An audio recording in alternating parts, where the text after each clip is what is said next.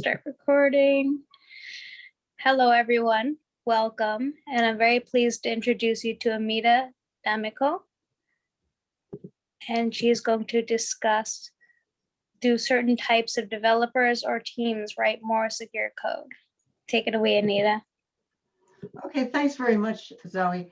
Today you're going to see my screen, and I'm going to talk about a topic that's near and dear to me, and that is which developers and teams are more likely to write vulnerable software. And a little bit about the background of why I'm interested in this topic. A lot of you may know me from when I was at Secure Decisions. I was the director of Secure Decisions, which did cybersecurity R&D.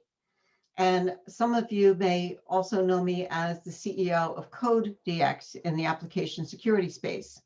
What many of you may not know about me is that my background is in experimental psychology, that the PhD is in psychological research.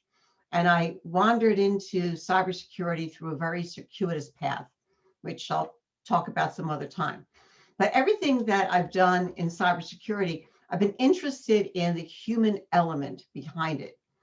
And so while I was involved in application security and we're working on the technology, one of the reasons I was interested in working and developing Code DX was because it's about how to support human decision-making in application security. And so I started to think about are there certain characteristics of developers or their teams or the work environment that makes them more likely to introduce vulnerabilities in code or to write more secure code. Now, we've always heard about technologies that are used in application security, but we don't hear much about the people involved in application security. So I was interested in doing that research. And so I wound up getting a research grant from DARPA and started studying this. And you're going to see today the results of some of the scientific investigation that we did in this area. So that's a little bit about my background.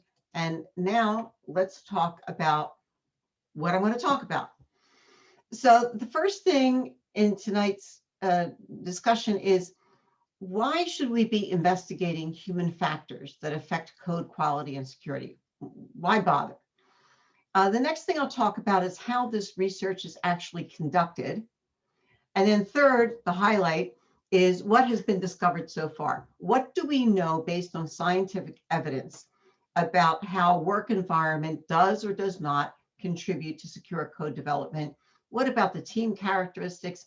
And what about developers' behaviors? And then finally, I'm going to wind up with some things that we've learned from other work domains, such as transportation or the healthcare industry. What are they doing to improve human performance there? And are there lessons that we can learn in software development from those other work domains? So that's the lineup for tonight.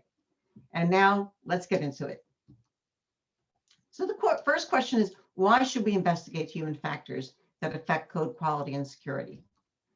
Well, I'm preaching to the choir here. You all know that software vulnerabilities are a major gateway to breaches. In fact, most breaches in the information industry are traced back to an attacker exploiting a software vulnerability. And because of that, we really need to find those vulnerabilities before they are put into production. And the problem is that we're not very good at doing that in many ways. Software vulnerabilities actually will often remain undiscovered for many years. So if you just look at open source, which has a lot of people looking at it all the time, Heartbleed took 2 years to discover. And in that time, about 500,000 secure web servers were vulnerable.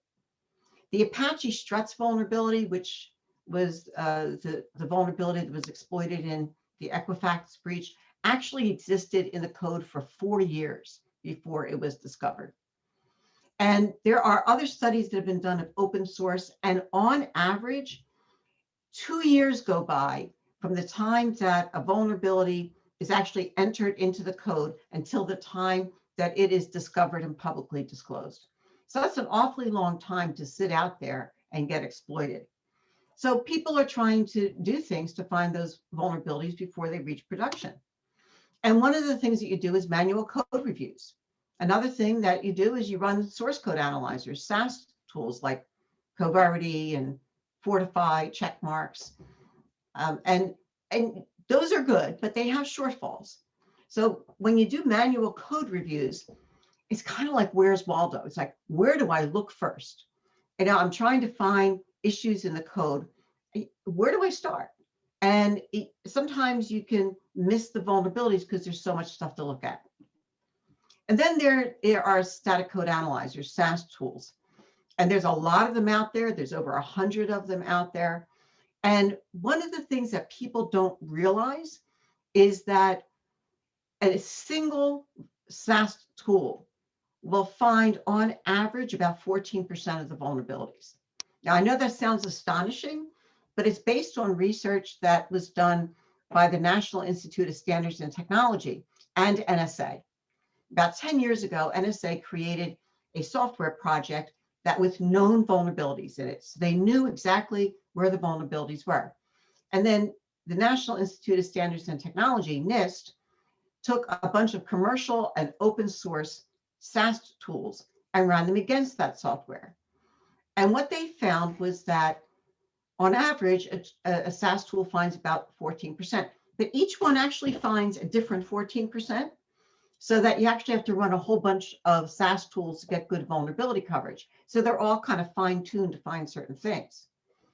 And in the course of running a whole bunch of tools like that, you have a lot of noise that comes out. If anybody's ever run a SaaS tool, you know you have thousands of security issues that have come out.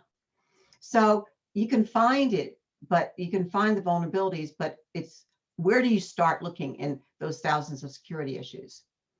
Now, just in case you were wondering whether or not a study from 10 years ago that was done by NIST is still effective, sure, SaaS tools have improved, but let me show you the results of something that we did at CodeX. We took 9 SaaS tools and we ran them against WebGoat. You're probably familiar with WebGoat. It's an OWASP project that is a vulnerable web application.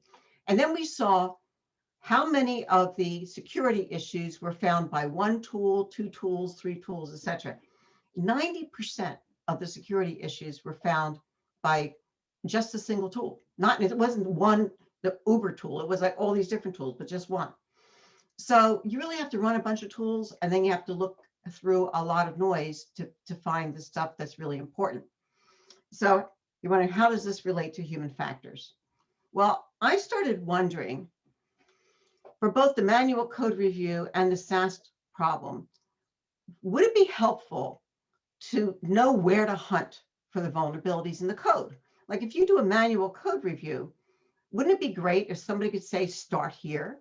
This is where you're more likely to find vulnerabilities. Or if you're looking at the issues that are found by a SaaS tool and you have 2,000 of them, wouldn't it be useful to know that there's certain characteristics of the code that you want to look at first?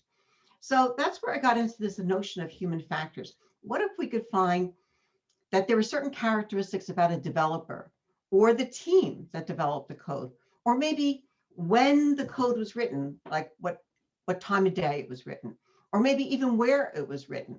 Would that tell us how to orient and to find these vulnerabilities? So that was kind of the motivation for my doing this kind of research. And now I want to talk about human factors themselves. Now, I've been using that term, and it may be one that you're not familiar with. So let me explain what it is. Human factors are properties of people and your environment that affect human performance. And they come in a variety of types. So there's psychological human factors. For example, how you as an individual can focus your attention, or how good is your short-term or long-term memory. And then there's group psychological human factors, such as how do groups resolve conflict, or how do they communicate with each other. There's also physiological human factors, such as if you're really sensitive to sound, you may be more distracted by noise in your environment, and it may affect your performance more than people who are less sensitive. Fatigue can have an effect on performance, and something called circadian rhythm, which is the changes that your body goes through during the course of a 24-hour period. There are certain diurnal cycles that happen to our bodies that are just follow the 24-hour clock, and that can affect human performance. And then finally, there's environment. Distractions can affect it, their temperature, lighting. Now, these types of human factors are studied and fairly significantly in safety critical systems. So nuclear power plants, aviation, in healthcare, these are examples where there's a lot of emphasis on human factors. Yet there are software developers who are developing code for those safety critical systems, and we're not paying much attention to the human factors that affect good software engineers. So that's why there is research that's being done in this area. And I'm going to tell you a little bit about how this research is done, because it's actually kind of hard to do. So let's start with what you study. So when you do a research project like this, there's two parts to it. The first part are the human factors. And these are things like a developer's attention. Is he or she context switching? What about the team size? Co-location, number of hours that people work, the time of day, things like that. And then what you're trying to do in this kind of research is figure out how those human factors affect something, an outcome. And that outcome is code security and code quality. And there's a variety of ways that you can measure that.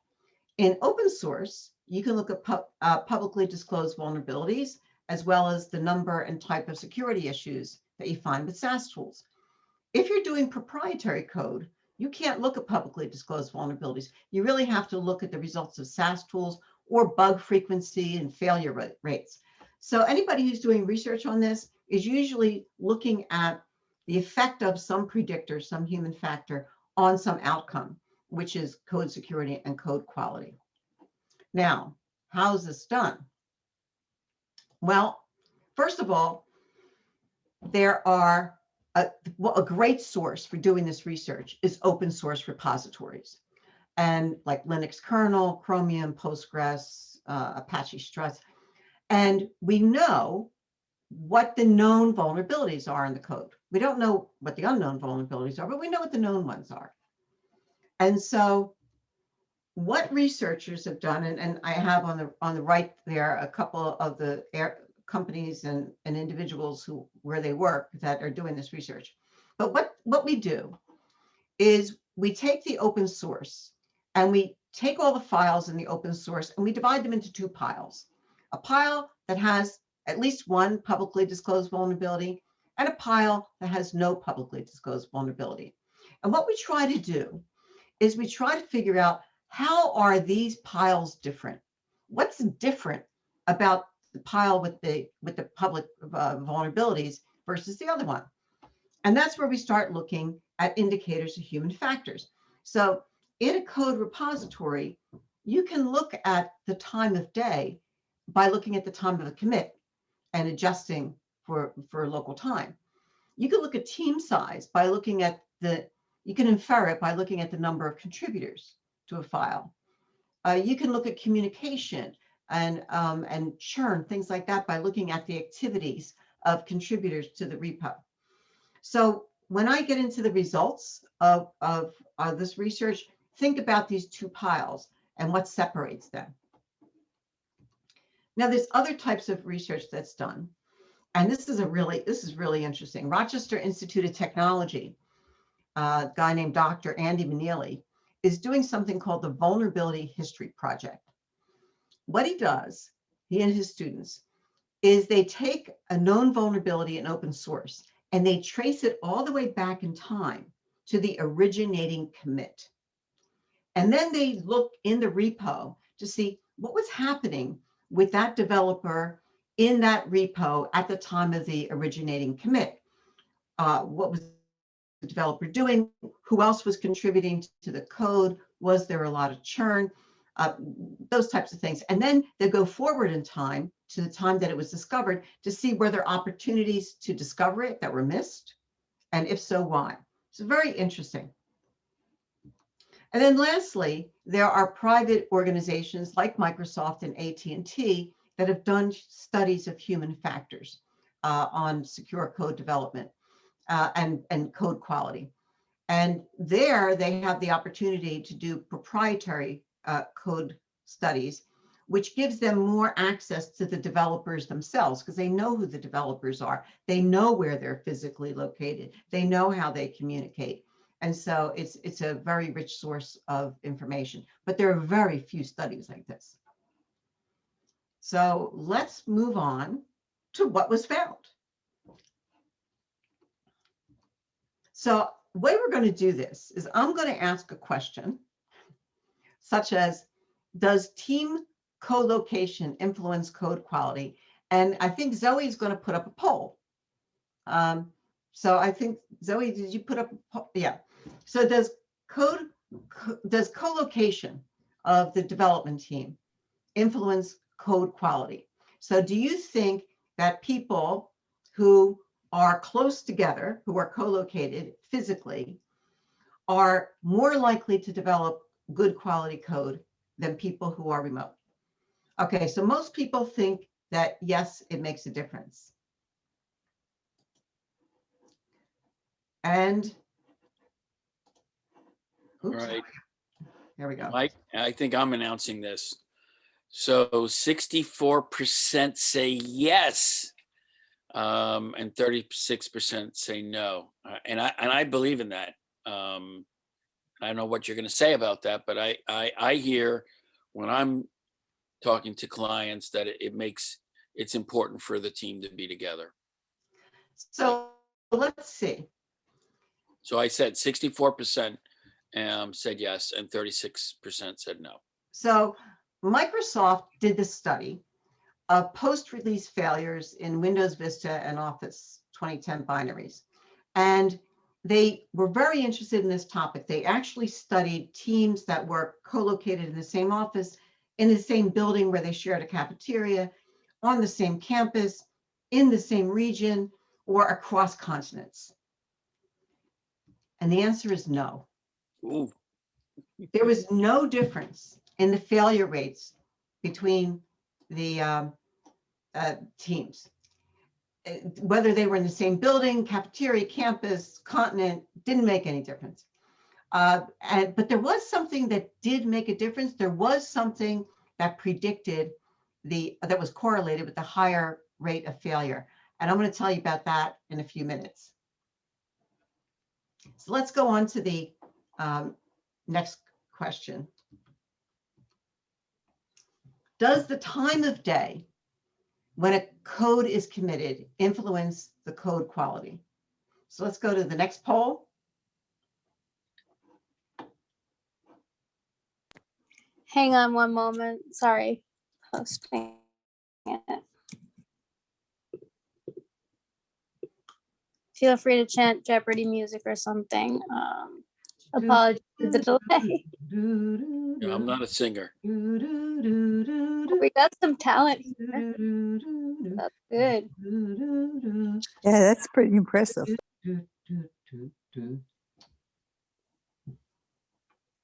I'm not sure why. Well, we'll skip this one. Okay, we'll skip the poll. Get ready for the next one. I have a few more questions. Wait a minute. So what time of day? We're going to skip it, or are you going to just? No, I'm going to give you the answers, but we Okay. can skip the poll. All right.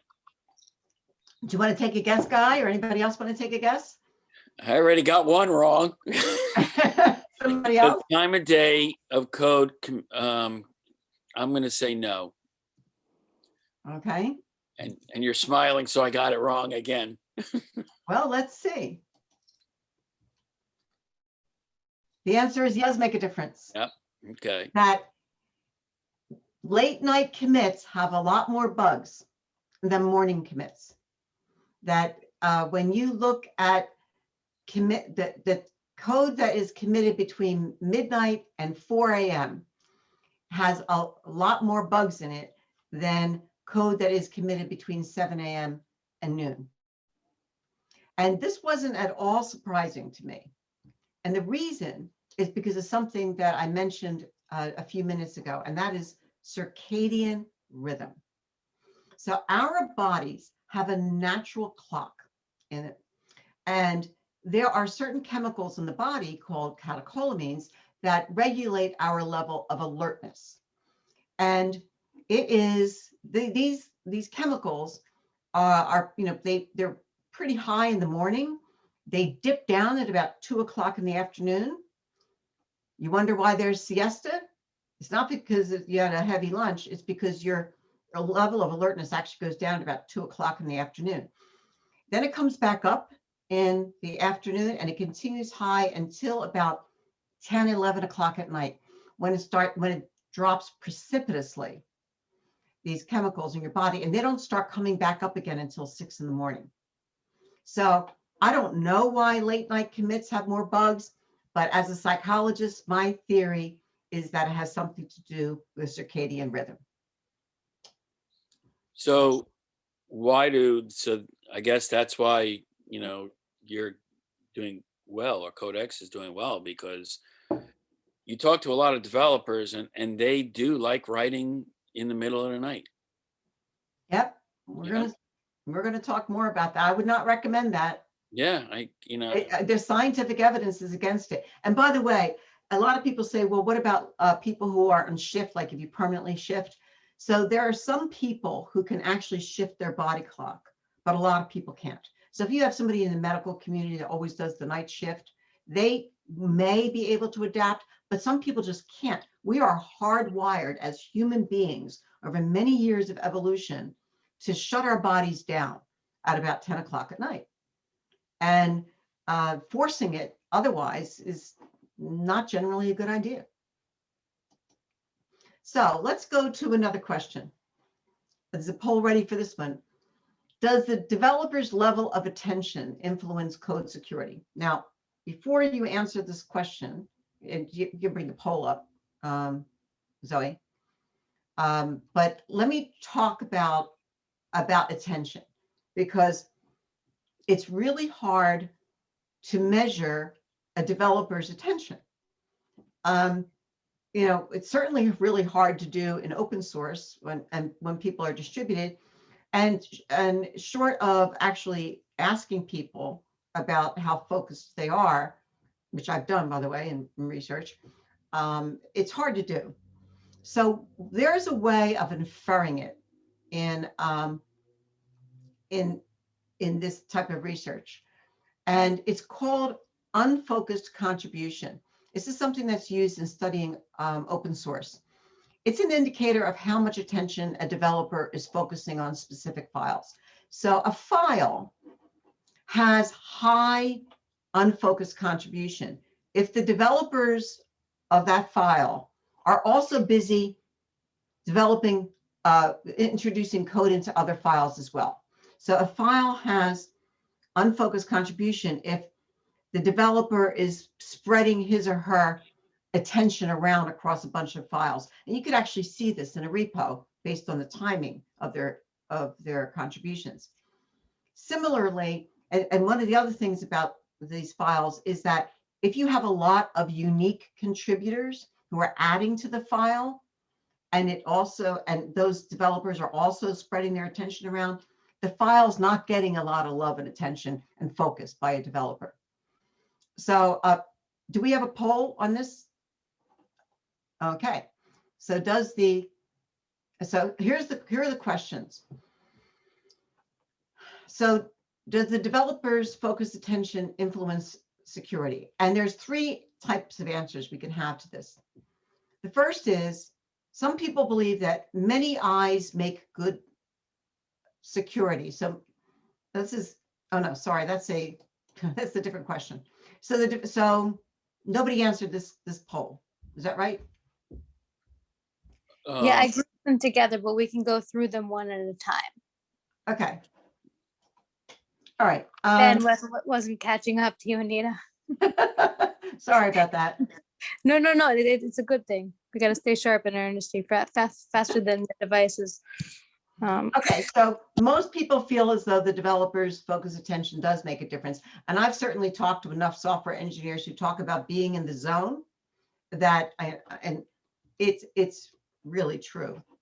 And the answer is yes, that the more unfocused contribution, the more insecure the code. That, remember those two piles of open source, you know, like you take Chromium, you get a pile that have vulnerabilities and a pile that don't.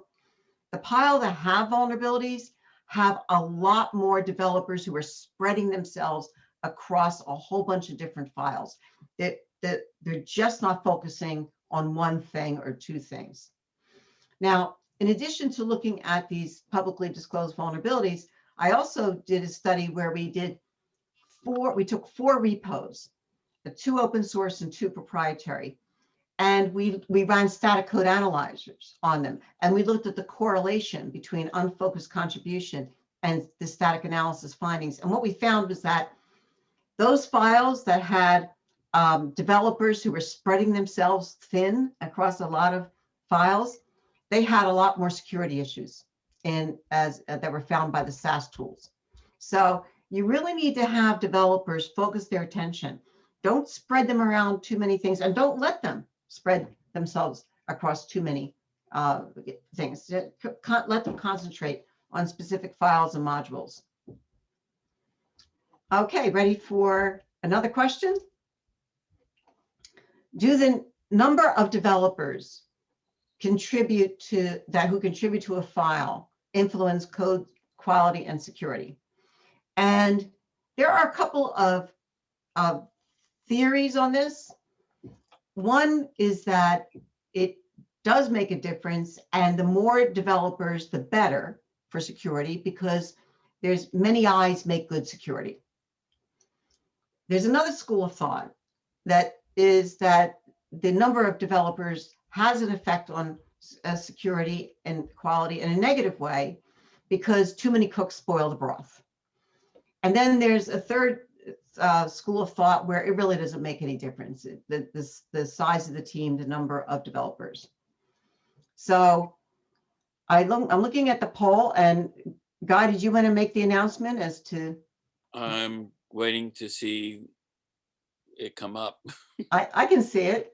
Oh, really? Yeah. I don't have it. Okay, well, you're going to have to make the You're announcement. here simultaneously.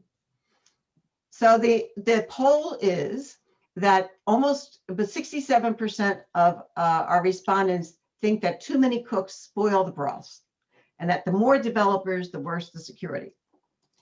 And you are right, that more developers there are, the more quality issues. In fact, remember that Microsoft study that I talked about where they were looking at how colocation affects failure rates, and they found like no difference? So then they went back and looked at the data and said, well, is there anything that is correlated with higher failure rates? And the answer was, the more developers on the team, the more likely the code was to have high failure rates. Now, that's quality. What about security? The answer is yes. The more developers that you have on a particular file or module, the more security issues there are. So do you remember the 2 piles, the pile with the vulnerabilities and the pile without? Well, some researchers did that for Linux. And they found that source code files with 9 or more developers were 16 times more likely to have a vulnerability than files that had fewer developers. Wow. Oh, it gets better. Chromium. Files with 9 or more developers were 68 times more likely to have a vulnerability than those with fewer developers. Apache web server. Files with 9 or more developers were 117 times more likely to have a vulnerability than those with fewer than 9 developers. So that's in looking at the number of publicly disclosed vulnerabilities. We also looked at static code analysis findings. We ran 4 projects, 2 open source and 2 proprietary. And we found that source code files where there were more developers had found more security issues with SaaS tools. So that's pretty significant, right? And you don't want to, if you have some issue with your software, you don't want to keep on piling more developers on it. Now, the question is, why is this so? Why would number of developers affect code quality or security? But we don't really know, but one theory is something called the bystander effect. So, if 2 people witness something, they said, did you see that? Yeah, did you see that? Oh, we better do something about it. 3 people is like, did you see that? No. Did you see that? Yes, we better do something about it. Once you get like to 4 or 5, the more possible combinations, the more likely people are to think that somebody else called it in. Somebody else did something about it. So that's just one theory as to why this might be at play. There are other theories such as communication networks.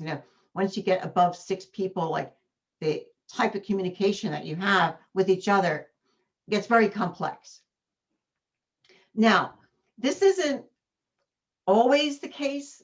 Sometimes with quality issues, more developers do not necessarily contribute to more quality issues. So it's not like as universal as it is with security. There was a study of telephone switching software that found there was no correlation between numbers of developers and bug fixes. And AT&T found that the numbers of developers contributing to a file had really a negligible effect on fault prediction. But I would say if you're running a software group, you want to keep your development team limited, on a specific module so that people are focused, and keep that idea also of focused attention. So I think we're ready for another question. Does developer experience influence code quality? And we have 13 or 81% said yes, and 3 or 19% said no. And they're right. The yeses have it. But let's talk about how you measure developer experience. So in an open source repository, what we're talking about with developer experience is the number of commits to the repository. So they have a lot of commits to that repository, and the time since their first commit. And they've been doing it frequently. So it's not like they had a whole bunch of them 5 years ago and now they have a whole bunch of them. They've been consistently contributing. That's high developer experience. And what is found is that the more developer experience, the higher the quality of the software. Microsoft found that if you have software where there are minor contributors, some people call them flyby, or drive-by contributors, then they have more pre and post release failures. So if you have somebody who just comes in, drops some code and leaves, and they're not part of the regular team, you're more likely to have failures in pre and post release failures. And in the Linux kernel and Postgres, they found that experienced developers had fewer buggy commits as well. Now, this isn't really speaking to how many years in the industry somebody has had. This is talking about experience with the code base. I don't know if it would extend to people who just have a lot more experience. I think we have one more question. Yes, one more question. So this is a question about how developers interact with each other's code. Now, there's a concept in code development called churn, how many changes you're making to the code. That's code churn. Interactive churn measures the percentage of changes that were made by somebody else to somebody else's code. So, John wrote some code, Mary comes in and changes the code, then Jim comes in and changes it again. That's interactive churn. So, Zoe, you want to reveal the results? So the results are 15 or 88% said yes, and 2 or 12% said no. Well, we have a very smart audience here. The answer is yes, it does make a difference. That when you look at Chromium and Apache, the files that, remember those piles, the pile that had at least one known vulnerability, they had a lot more interactive churn than the pile that didn't have a vulnerability. So when people start mucking around in other people's code, it is associated with a lot more vulnerabilities. So that ends the Q&A portion of our program. The next thing I just wanted to talk about, and this will be the end of my briefing, is are there lessons that we can draw from other domains? And so let me point to a couple things here. Transportation spends a lot of time looking at human factors. In fact, the FAA publishes something called the Dirty Dozen list of 12 human factors that lead to the most transportation accidents. Medicine and healthcare also pay a lot of attention to human factors. And OSHA, which is basically regulating safety and health organizations, they pay a lot of attention to factors that human factors that affect safety. So let's see what some of those are. One of the big areas is fatigue. My doctoral dissertation was on fatigue, so I'm always interested in this topic. It was on fatigue and circadian rhythm. So when you look at human performance, once somebody is awake for 17 to 19 hours, then their performance goes down to be equivalent to somebody who's had a couple of drinks. So if you got up at 6 o'clock in the morning and now it's 11 o'clock at night, your performance is going to be as though you had a buzz on. In medicine, there are regulations now about how many hours medical student residents can work. And the rules are that they can't work more than 80 hours per week. And when you do the arithmetic, that comes out to about 12, 13 hours a day, which is very similar to what we saw in those other studies, where if somebody starts a shift at 7 o'clock in the morning, then by about 9 o'clock at night, they're wasted, and they're going to make poor decisions, or decisions equivalent to what they may do if they had a couple of drinks in them. And then there's regulations for commercial truck drivers, which is that you can't work more than 11 hours. Now, think about that. Just what does that tell us about those developers who are pulling all-nighters, right? Who are working, 12, 16-hour days? The last, after you go past about 11 hours, your performance is going to go down. And that's the code you want to look at for quality and security issues. The other thing that we've learned from other industries is culture. That is particularly in medicine, that if you instill a safety culture, then people make fewer mistakes. So ICUs, and intensive care units, if you instill a safety culture in an intensive care unit, and let's say basically fewer patients die and people aren't in the hospital as long. In fact, there are studies that actually looked at ICUs before they instilled a safety culture and afterwards. And across the board, the outcomes, which means people aren't as sick and they don't die as often, improve when you have safety culture. And you've been hearing more and more about security culture. Well, a security culture can affect the level of attention that developers give to designing security into software, and also how they respond to security issues. Like, there's some developers who would say, I just need to get this out. I need to get this feature out. You know, it's not important. Even if it's insecure, I got to get this out. But if you have a security culture, they may act differently. So last slide.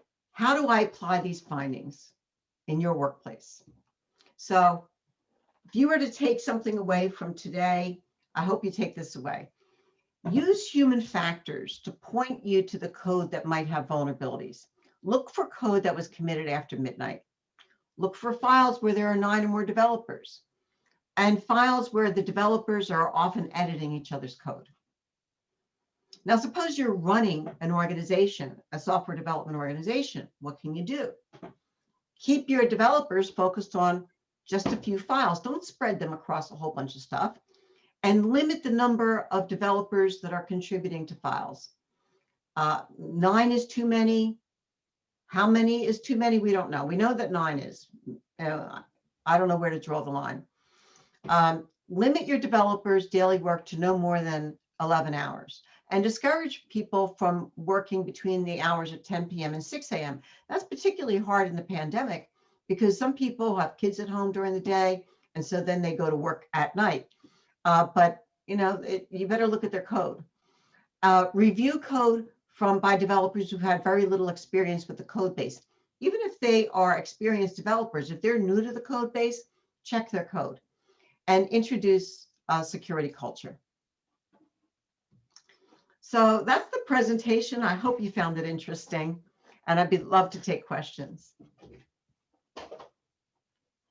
Well,